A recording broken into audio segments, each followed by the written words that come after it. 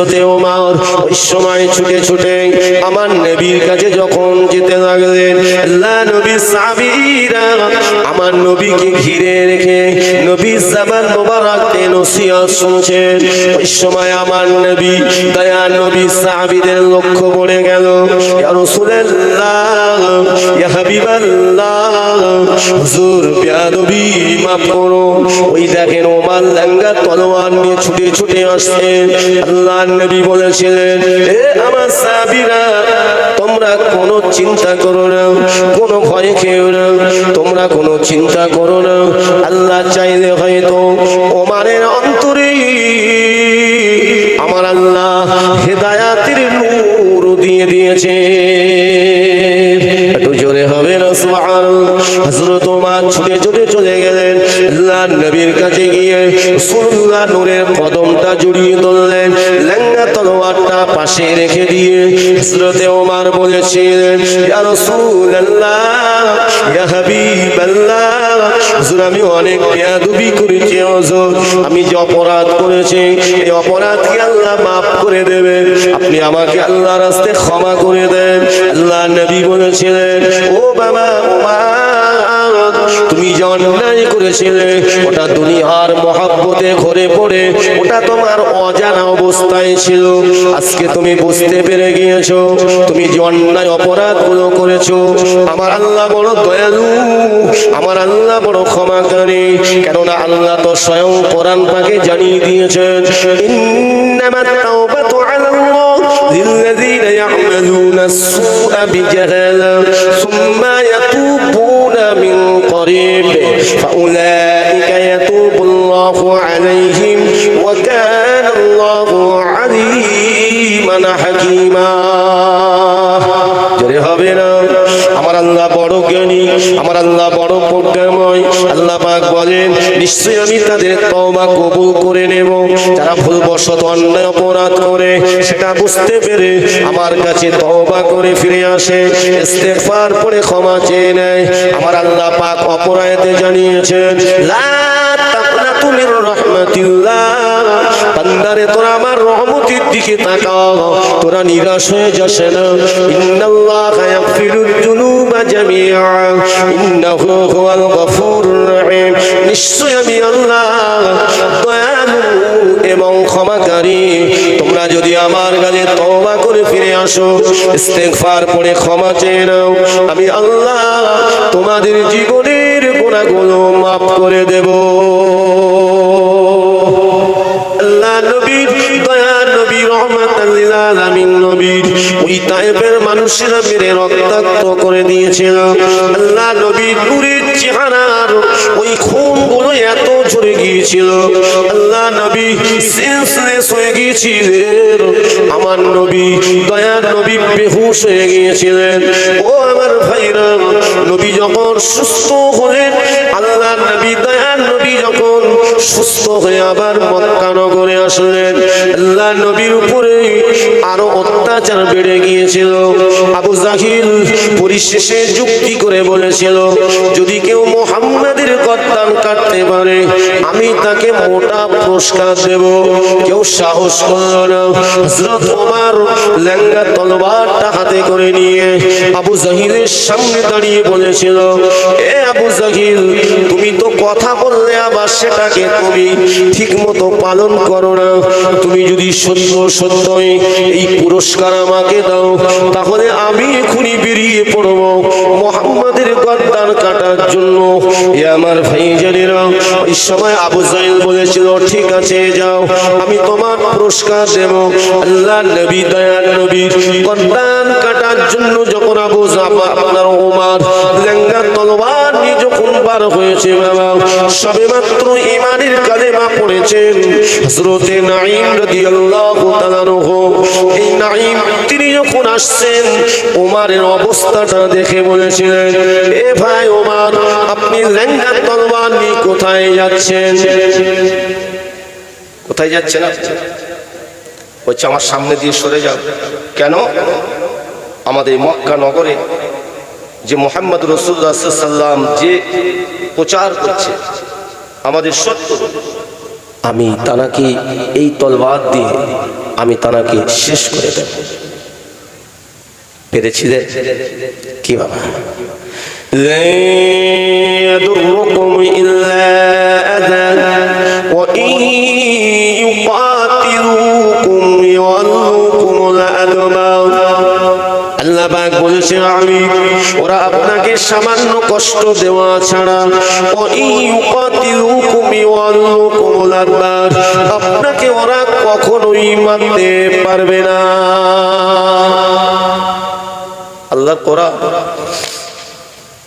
নাইম বলছে ভাই আপনি মুহাম্মদ সাল্লাল্লাহু আলাইহি ওয়াসাল্লামের গর্দান কাটতে যাচ্ছেন, এর সাহস আপনাকে কে দিল? ভাই সেই সময় হযরত ওমরের সামনে এরকম কথা বলার মানুষ ছিল না, কিন্তু হযরত নাইম তিনি এমন করে তলবারে হাতে রয়েছে হযরত ওমরের হাতে, তিনি সামনে বলছে এত বড় স্পর্ধা আপনার কেন বললেন বলেন তো? তানার ভিতরে ঈমানের শক্তি আল্লাহ মজবুত করে দিয়েছেন, এই জন্য হযরত ওমরের সামনে তিনি ভয় খেলেন না। কেননা তিনি তো আমার আল্লাহকে ভয় করেন। যে মানুষটা আল্লাহকে ভয় করে সে মানুষটা দুনিয়ার কোনো শক্তিকে ভয় পায় না। আর যদি ভয় পায় তাহলে বুঝতে হবে আমার ঈমান দুর্বল, ঈমান দুর্বল। নাইম যখন এমন কথা বলেছে হযরত ওমর বলছে তাহলে তুমি মনে হয় মুহাম্মাদের কাছে ঈমান এনেছো, কালেমা পড়ে মুসলমান হয়েছে। বলছে ওমর ভাই আপনি সত্য কথা বলেন, ঈমানদাররা কোনোদিন মিথ্যা কথা বলে? এই জোরে বলে। আমাদের ভিতরে মিথ্যা নাই তো? মিথ্যা নাই তো? কোন মানুষ বিপদে পড়লে তার পাশে দাঁড়াই তো না? আর চিন্তা করি যে হ্যাঁ খাই হচ্ছে আর হোক। হযরতে নাইম তিনি মিথ্যা কথা বললেন না, তিনি সত্য কথা বললেন। কেননা আল্লাহ পাক সত্যবাদীদের ভালোবাসেন। আল্লাহ পাক কোরআন পাকের মধ্যে জানিয়েছেন ইয়া আইয়ুহাল্লাযীনা আমানু তাকুল্লাহ। আল্লাহ বলেন এ বিশ্বাসী ঈমানওয়ালাগণ তোমরা আমাকে প্রকৃতপক্ষে অন্তর থেকে ভয় করো। যার ভিতরে আল্লাহর ভয় থাকবে তার ভিতরে খারাপই আসবে না। বলুন সুবহানাল্লাহ। ওয়াকুনু মা'আস সাদিকিন। আল্লাহ বলেন তোমরা সত্যবাদী হও আর সত্যবাদীদের দলভুক্ত হয়ে যাও। যদি জীবনও চলে যায়, জীবন দেওয়ার মালিক আল্লাহ, মৃত্যু দেওয়ার মালিকও হলেন আল্লাহ। আমার আল্লাহ বলছেন জীবন থাকতে তোমাদের মৃত্যু হবে না, তাই তোমরা মৃত্যুর ভয়ে, তোমরা দুনিয়ার ভয়ে যেন ওই মানুষের কাছে যেন মিথ্যা বলবে না, আত্মসমর্পণ যেন করবে না। যদি কিনা আত্মসমর্পণ করতে হয় আমি আল্লাহ আমার কাছে করো, তাহলে ঈমানওয়ালাকে আমি আল্লাহ সাহায্য করব। ঈমানওয়ালাকে কে সাহায্য করবে? আল্লাহ। হযরত নাইম বলেছিলেন ভাই ওমর রে আমি ঈমানের কালেমা পড়ে নিয়েছি, আমার অন্তরে আল্লাহ নবীর মহব্বত তৈরি হয়ে গিয়েছে, আমার অন্তরে আল্লাহর কোরআনের মহব্বত তৈরি হয়ে গিয়েছে, আল্লাহর ভয় তৈরি হয়ে গিয়েছে। এ ভাই ওমর যদি আপনি আমাকে এই তলবার দিয়ে যদি শেষ করে দেন তবে হায়াত থাকতে আপনি আমাকে মারতে পারবেন না। আমার যদি মৃত্যু হয়ে যায় আমার জবান থেকে ঈমানের কালেমা কেড়ে দিতে পারবেন না। হযরত ওমর লঙ্গা তলোয়ার উঁচু করেছেন হযরত নাইমকে মারবে। ওই সময় হযরত নাইম বলেছিলেন ভাই ওমর আগে নিজের ঘরটাকে সামলে নেন, তারপরে আপনি আমাকে সামলাবেন, তারপরে আপনি আমার নবীকে সামলাবেন। যখন এমন কথা বলেছেন ওই সময় ওমর বলছে এ ভাই নাইম এত বড় কথা তুমি আমাকে কেন বললে?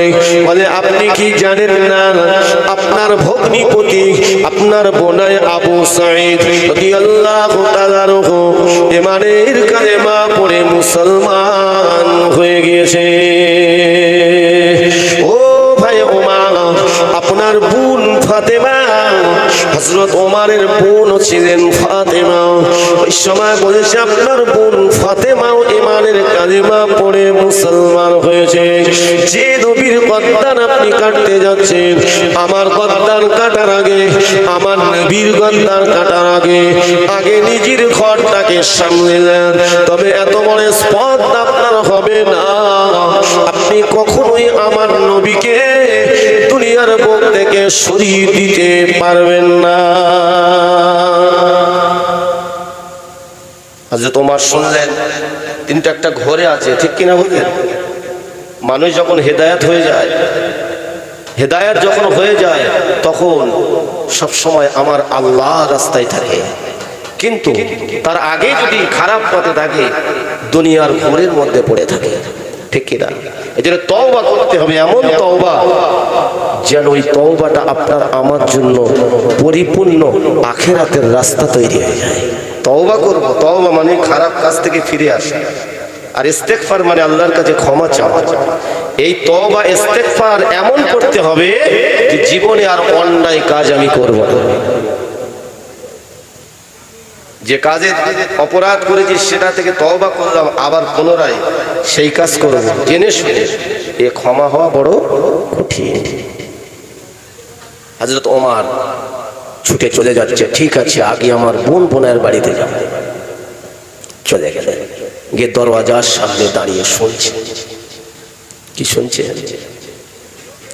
হযরত ওমর শুনতে পান বোন বোনাই আল্লাহ পাকের কোরআন তেলাওয়াত করছেন। হযরত ওমর ওই সময় দরওয়াজার বাইরে থেকে আওয়াজ দেয়, এ ভাই আবু সাইদ, এ বোন ফাতেমা, দরওয়াজা খুলে দাও, আমি তোমার ভাই ওমর এসেছে। এত জোরে আওয়াজ দিয়ে ডাক দেয়, ভয়েতে থরথর করে কাঁপতে থাকে। রেহাই নাই, ওমর জানতে পেরে গিয়েছে। ওই সময় বাবা দরওয়াজা খুলে নাও। এখনকার আমাদের মতো এরকম তো মজবুত দরওয়াজা ছিল না, ঠিক কিনা? ও আমার ভাইজানেরা, হযরত ওমরকে আল্লাহ এত শক্তি দান করেছিলেন। হযরত ওমর তিনি যুবক, হযরত ওমর কি করেছিলেন? ওই সময় দরওয়াজা যখন খোলেন না, ওই সময় তিনি নিজের দরওয়াজা ভেঙে ফেলে ঘরের ভিতরে প্রবেশ করলেন। কোরআন শিক্ষা যিনি দিচ্ছিলেন তিনি ছিলেন আমার নবী পাকের আরেকজন সাহাবী, যার নাম হচ্ছে হযরতে খাব্বাব রাদিয়াল্লাহু তাআলা আনহু। যে খাব্বাব ঈমান আনার কারণে হযরত খাব্বাবকে আগুনের আঙ্গারার উপরে চিৎ করে শুইয়ে দিয়েছিল, লোহার শিক গরম করে গোশতের ভিতরে শরীরের ভিতরে ঢুকিয়ে দিয়েছিল, আবার বার করেছিল।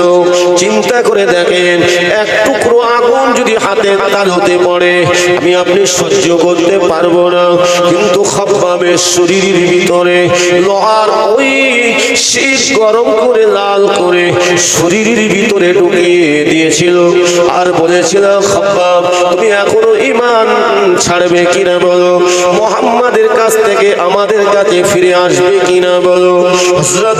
হযরতে খাব্বাব তিনি বলেছিলেন, আহাদ আহাদ, আমার আল্লাহ এক, আমার আল্লাহ এক, এবং আমি যে নবীর মুহাব্বত অন্তরে, আমি ভালোবাসা যে অন্তরে তৈরি করেছি, আমি খাব্বাবের শরীরের থেকেও যদি তোমরা আঘাত করো, এর থেকেও যদি তোমরা আমাকে কষ্ট দাও, আমার জীবন থাকতে আমি যে কালেমার স্বাদ পেয়ে গিয়েছি, আমি যে ঈমানের স্বাদ পেয়ে গিয়েছি, এটা আমার কাছ থেকে তোমরা কেড়ে নিতে পারবে না।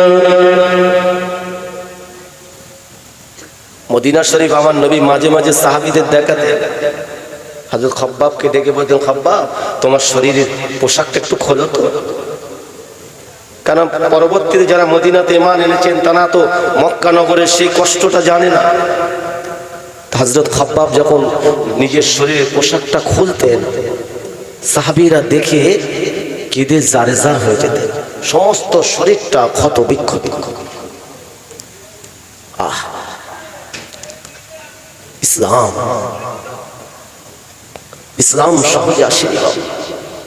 তবে আল্লাহর মনোনীত ধর্ম ইসলাম, ভাববেন না যে আমার নবীর সময় থেকে, না, পৃথিবীর শুরু থেকেই। জোরে বলুন পৃথিবীর শুরু থেকেই, কেন পৃথিবীর শুরুতে আমাদের আদি পিতা নবী আদম এসেছে, ঠিক না? আদম নবী এসেছেন, আমাদের মা হাওয়া এসেছে, আমরা তো তানারই আল্লাহ। আর পৃথিবীর প্রথম ঘর কোনটা বলেন? প্রথম ঘর কোনটা? ইন্না আউওয়ালা বাইতিন উদিআ লিন-নাসি লাল্লাযী বিবাক্কাতা মুবারাকান ওয়া হুদান লিল-আলামিন।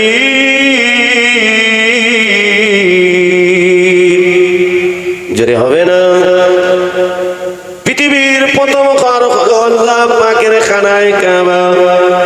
যে কাবার দিকে ফিরে আমি আপনি নামাজ আদায় করি, যে কাবার মর্যাদা আল্লাহ এত উচ্চ দান করেছেন, এই কাবার মর্যাদা যে আল্লাহ দান করেছেন, সেটিও আমাদের নবীর উসিলায় আল্লাহ দান করেছেন।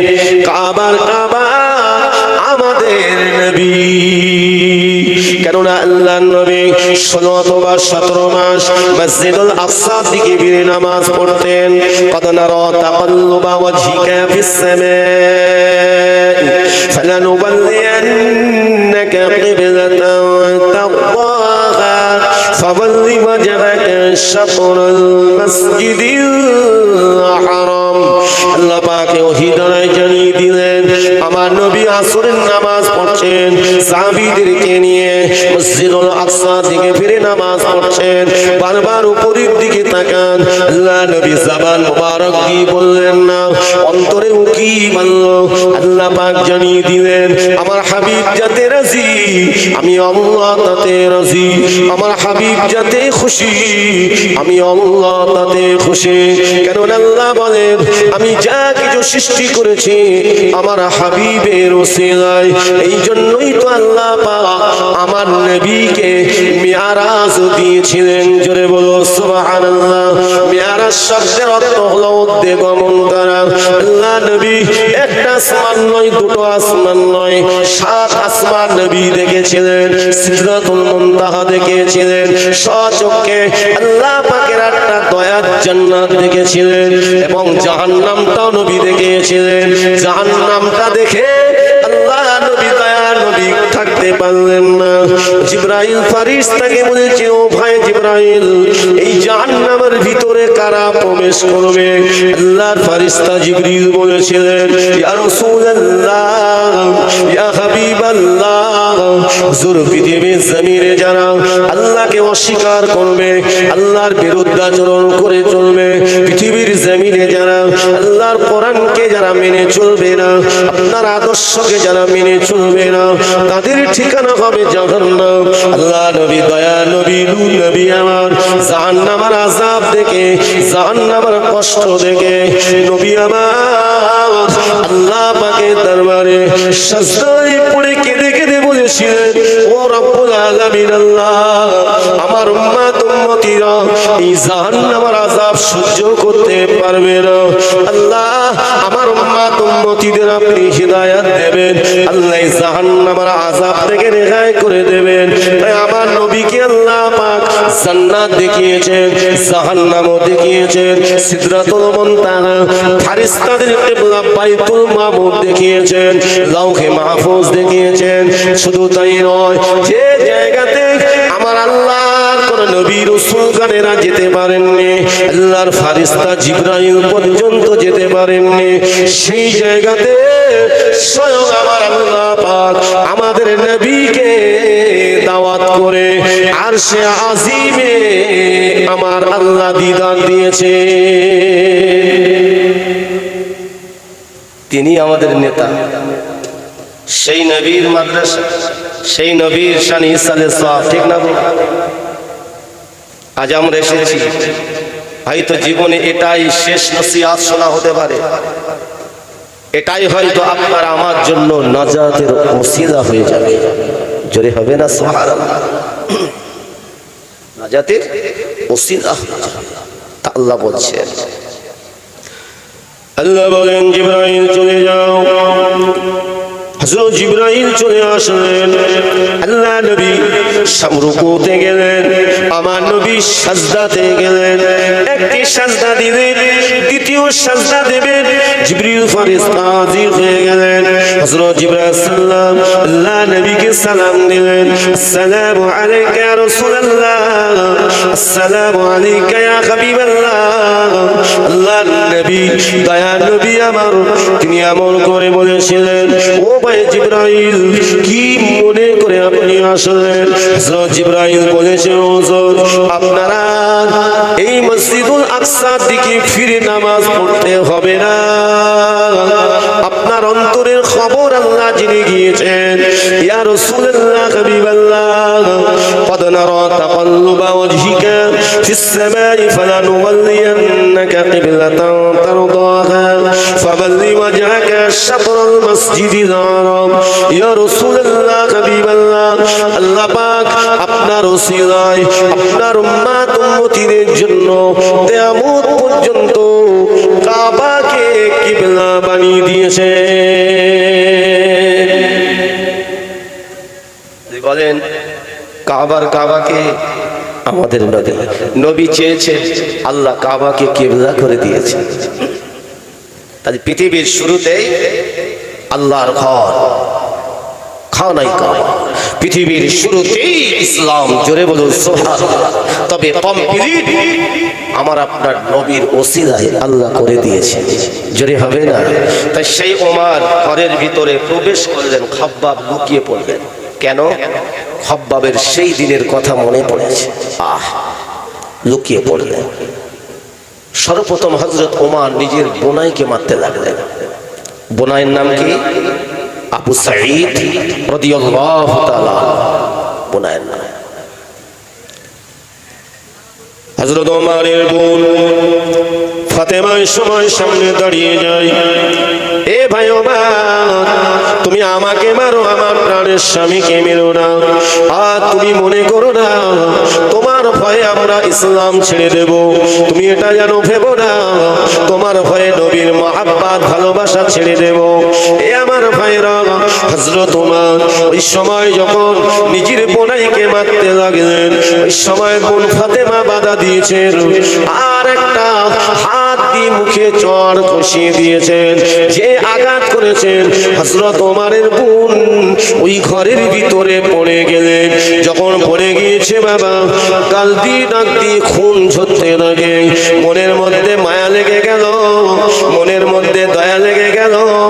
হযরতে ওমর ওই সময় নিজের বোন বোনাইকে সেবা শুশ্রূষা করলেন।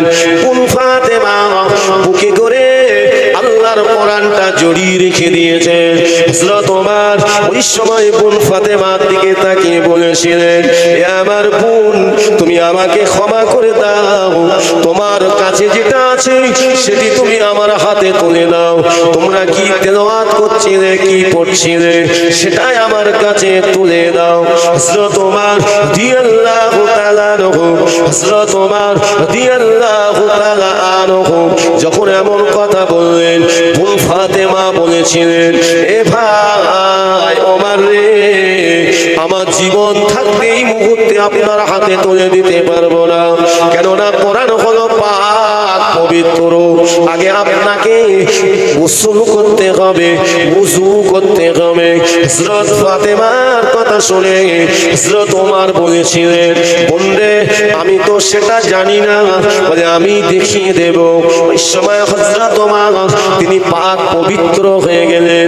পাক পবিত্র হয়ে আল্লাহ পাকের কোরআনের একটা সূরা, ওই সূরাটা তিনি পড়তে লাগলেন। বোন ফাতেমা যখন হাতে তুলে দিলেন, হযরতে ওমর রাদিয়াল্লাহু তাআলা আনহু তিনি তো পণ্ডিত মানুষ ছিলেন, তিনি তো অনেক কবিদের কবিতা আবৃত্তি করেছেন, বই পুস্তক তিনি সাহিত্যিক, তিনি পড়াশোনা করেছেন।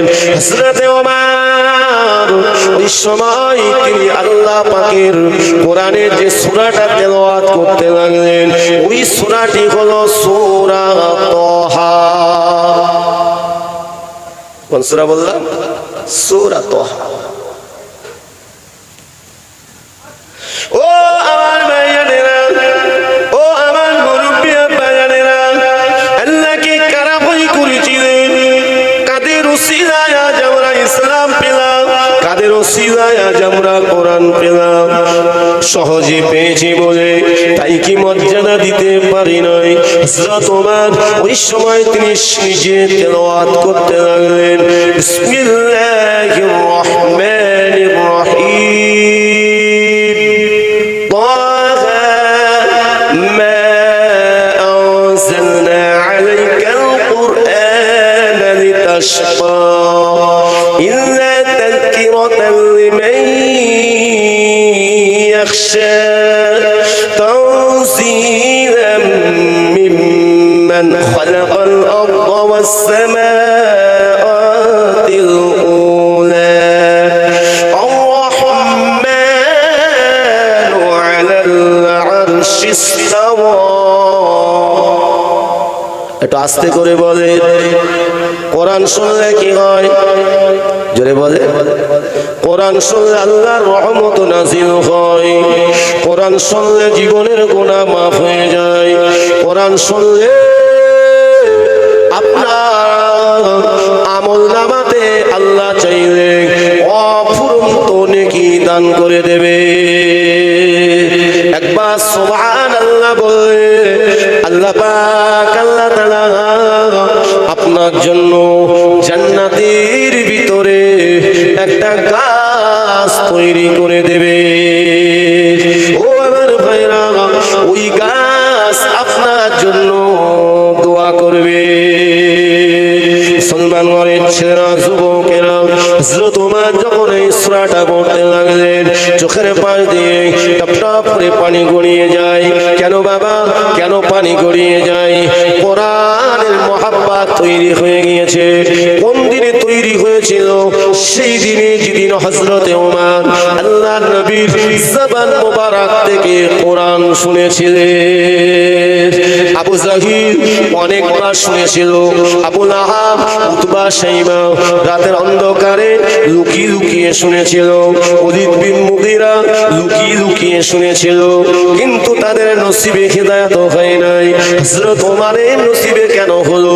হযরত ওমর সেদিন বিশ্বাস করে নিয়েছিলেন যেটা একমাত্র আল্লাহ পাকের কোরআন, এটা একমাত্র আল্লাহ পাকেরই বাণী, এটি মুহাম্মদ রাসূলুল্লাহ জবানে হতে পারে, কিন্তু না নিজের বানানো নয়। জোরে বলুন, যালিকাল কিতাবু লা রাইবা ফীহি। আল্লাহ পাক স্বয়ং কোরআনের মধ্যে জানিয়ে দিয়েছেন, এই কিতাবের মধ্যে বিন্দু মাত্র সন্দেহ নাই। হুদাল লিল মুত্তাকিন, যারা কোরআনকে আঁকড়ে ধরবে আমার আল্লাহ তাদেরকে মুত্তাকিদের দলভুক্ত বানিয়ে নেবে। ওমর আঁকড়ে ধরলেন, আঁকড়ে ধরলেন, ঝরঝর করে কাঁদছেন আর বলছেন, বোন আমার নবী কোথায়? আমি কি অন্যায় করেছি এতদিন? আমার নবীর উপরে আমি অনেক কষ্ট দিয়েছি, আমি আর কষ্ট দিতে চাই না। এই তো সেই কোরআন। বিশ্বাস হয়ে গেল আল্লাহ এক, আমার আল্লাহর কোনো শরীক নাই। জোরে বলবেন না,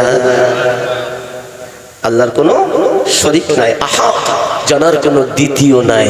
জোরে বলুন সুবহানাল্লাহ। আমার সাথে বলো না, আল্লাহু লা ইলাহা ইল্লা হুয়াল হাইয়ুল কাইয়্যুম লা তাখুযুহু সিনাতুন ওয়া লা নাওম লাহু মা ফিস সামাওয়াতি ওয়া মা ফিল আরদ মান যাল্লাযী ইয়াশফা'ু ইনদাহু ইল্লা বিইذনিহি ইয়া'লামু মা বাইনা আইদিহিম ওয়া মা খালফাহুম ওয়া লা ইউহীতুনা বিশাইইন মিন ইলমিহি ইল্লা বিমা শাআ ওয়াসি'a কুরসিয়্যুহু السماوات والأرض ولا يؤوده حفظهما وهو العلي العظيم। এটার নাম কি বলেন? আয়াতুল কুরসি। এই আয়াতুল কুরসি 5 ওয়াক্তে নামাজে যিনি তেলাওয়াত করবেন আল্লাহ পাক তার জন্য আমার আল্লাহ দয়ার জান্নাত আল্লাহ মজবুত করে দেবেন। জোরে বলবেন না, এই আয়াতুল কুরসি যিনি ফজরের নামাজ পড়ে তেলাওয়াত করবেন, সন্ধ্যার আগ পর্যন্ত দুইজন ফেরেশতা আল্লাহ গাইড হিসাবে তার জন্য দান করে দেবেন।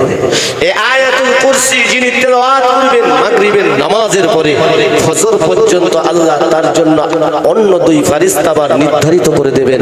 ওই ফেরেশতা আপনার জন্য গাইড হয়ে যাবে, শুধু তাই নয় আপনার জন্য দোয়া করতে থাকবে। অত সহজ নাই।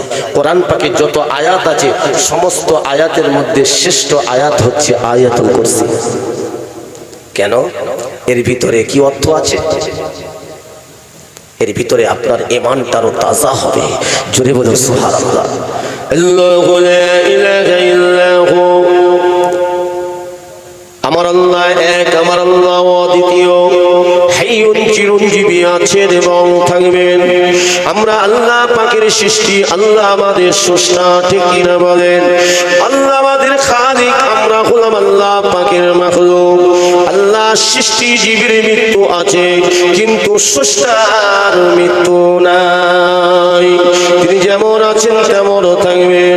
ও আমার ভাইজানেরা, লা তাখুযুহু সিনাতুন ওয়ালা নাওম, আমার আল্লাহর ঘুম তো দূরের কথা, আমার আল্লাহ কোন নিদ্রায় স্পর্শ করতে পারবে না। কেননা তিনি তো হলেন সর্বশক্তিমান। ইন্নাল্লাহা আলা কুল্লি শাইইন কাদির, লাহু মা ফিস সামাওয়াতি ওয়া মা ফিল আরদ, আসমান বলুন জমিন বলুন সমস্ত কিছুর মালিক হলেন আল্লাহ। এটাকে আপনি আমি যখন বিশ্বাস করতে যাব, আল্লাহ পাক আপনার আমার জন্য কিছু নিয়ামত দেবেন না? অবশ্যই দেবেন। হযরত ওমর সূরা তোহাটা পড়লেন, সূরা তোহাটা পড়ে যখন তিনি দেওয়ানা হয়ে গেলেন, সেই কোরআন, যে কোরআন আমি আমার নবীর জবান মুবারক থেকে শুনেছিলাম। জোরে বলে আর নয়, আমাকে নিয়ে চলো। খাব্বাব বুঝতে পেরে গেছেন, তিনি লুকিয়েছিলেন, পার হয়ে বলছেন, ভাই ওমর। হযরত ওমর বলছে, খাব্বাব তুমি এখানে? আমি তো শিক্ষা দিচ্ছিলাম। জোরে বলো সুবহানাল্লাহ। খাব্বাব বলছে, ভাই ওমর, আল্লাহ পাক আপনার দোয়াকে কবুল করে নিয়েছে। জোরে হবে না সুবহানাল্লাহ? নারে তাকবীর। আল্লাহ কবুল করে নিয়েছে। বলে কেন? এবার গতকাল আল্লাহ নবী, দয়া নবী, দু জানে বাদশা নবী আমাদেরকে নিয়ে রব্বুল আলামিনের দরবারে দুটো হাত তুলে দোয়া করেছিলেন। আল্লাহ পাক, ও রব্বুল আলামিন, আল্লাহ পাক ওমর কিংবা আবু সাঈদ দুজনের মধ্যে একজনকে ইসলামের মধ্যে আপনি দাখিল করেন। আল্লাহ আপনি দুজনে আবু ওমর কিংবা আবু সাঈদের মধ্যে একজনকে আপনি অন্তত কবুল করেন। আয় আল্লাহ, খুব কঠিন সময়, আয় আল্লাহ, আয় আল্লাহ, আপনি কবুল করেন, কবুল করেন। ও ভাই ওমর রে, আমার আল্লাহ পাক আপনাকে কবুল করেছেন, কেননা আপনার ভিতরে কোরআনের মহাব্বত তৈরি হয়ে গিয়েছে। আমার আল্লাহ আপনাকে কবুল করেছেন। হযরত ওমর ওই সময় ছুটে ছুটে আমার নবীর কাছে যখন যেতে লাগলেন, আল্লাহ নবীর সাহাবীরা আমার নবীকে ঘিরে রেখে নবীর জবান মুবারকে নসিহত শুনছেন। ওই সময় আমার নবী, দয়া নবী সাহাবীদের লক্ষ্য পড়ে গেল। ইয়া রাসূলুল্লাহ, ইয়া হাবিবাল্লাহ, হুজুর বেয়াদবি মাফ করো। ওই দেখেন ওমর লেঙ্গা তলোয়ার নিয়ে ছুটে ছুটে আসছে। আল্লাহর নবী বলেছিলেন, এ আমার সাহাবীরা, তোমরা কোনো চিন্তা করো না, কোনো ভয় খেও না, তোমরা কোনো চিন্তা করো না। আল্লাহ চাইলে হয়তো ওমরের অন্তরে আমার আল্লাহ হেদায়াতের নূর দিয়ে দিয়েছে। একটু জোরে হবে না সুবহানাল্লাহ। হযরত ওমর ছুটে ছুটে চলে গেলেন, আল্লাহর নবীর কাছে গিয়ে রাসূলুল্লাহ নূরের কদমটা জড়িয়ে ধরলেন। ল্যাংড়া তলোয়ারটা পাশে রেখে দিয়ে হযরতে ওমর বলেছিলেন, ইয়া রাসূলুল্লাহ, ইয়া হাবিবাল্লাহ, হুজুর আমি অনেক বেয়াদবি করেছি হুজুর, আমি যে অপরাধ করেছি এই অপরাধ কি আল্লাহ মাফ করে দেবেন? আপনি আমাকে আল্লাহর রাস্তায় ক্ষমা করে দেন। আল্লাহ নবী বলেছিলেন, ও বাবা ওমর, তুমি যে অন্যায় করেছিলে ওটা দুনিয়ার মহব্বতে ঘরে পড়ে ওটা তোমার অজানা অবস্থায় ছিল। আজকে তুমি বুঝতে পেরে গিয়েছো তুমি যে অন্যায় অপরাধগুলো করেছো। আমার আল্লাহ বড় দয়ালু, আমার আল্লাহ বড় ক্ষমাকারী। কেননা আল্লাহ তো স্বয়ং কোরআন পাকে জানিয়ে দিয়েছেন, ইন্নামাত তাওবাতু আলাল্লাহ লিল্লাযীনা ইয়া'মালুনা আস-সুআ বিজাহালা সুম্মা ইয়াতুবুনা মিন قريب فأولئك يتوب الله عليهم وكان الله عليما حكيما জোরে হবে না? আমার আল্লাহ বড় জ্ঞানী, আমার আল্লাহ বড় প্রজ্ঞাময়। আল্লাহ পাক বলেন, নিশ্চয়ই আমি তাদের তওবা কবুল করে নেব যারা ভুলবশত অন্যায় অপরাধ করে সেটা বুঝতে পেরে আমার কাছে তওবা করে ফিরে আসে, ইস্তেগফার করে ক্ষমা চেয়ে নেয়। আমার আল্লাহ পাক অপরাধে জানিয়েছেন, লা তাকনাতু মির রাহমাতিল্লাহ, বান্দারে তোরা আমার রহমতের দিকে তাকাও, তোরা নিরাশ হয়ে যাস না। ইন্নাল্লাহা ইয়াগফিরুয যুনুবা জামিআ ইন্নাহু হুয়াল গফুরুর রহিম, নিশ্চয় আমি আল্লাহ দয়ালু এবং ক্ষমাকারী। তোমরা যদি আমার কাছে তওবা করে ফিরে আসো, ইস্তেগফার পড়ে ক্ষমা চেয়ে নাও, আমি আল্লাহ তোমাদের জীবনের গুনাহগুলো মাফ করে দেব।